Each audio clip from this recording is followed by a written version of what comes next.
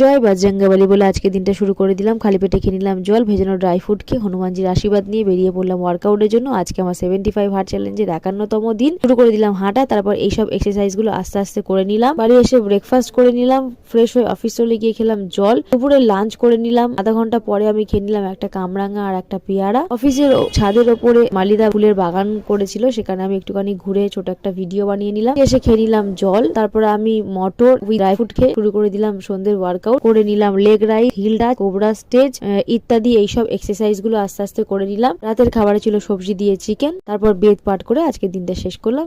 বেদে বৈদিক যজ্ঞের সম্বন্ধে একটি অপবাদ প্রচলিত আছে যে তাতে অনেক পশু বলি হতো। এমনকি কবি জয়দেব রচিত গীত গোবিন্দ কাব্য দশাবতার বর্ণনায় পশু হত্যার উল্লেখ আছে। পশু যে বলি হতো না তা নয়, তবে তার সংখ্যা খুবই সীমাবদ্ধ ছিল। কতগুলি নির্বাচিত যজ্ঞে কেবল পশু হত্যার ব্যবস্থা ছিল। এই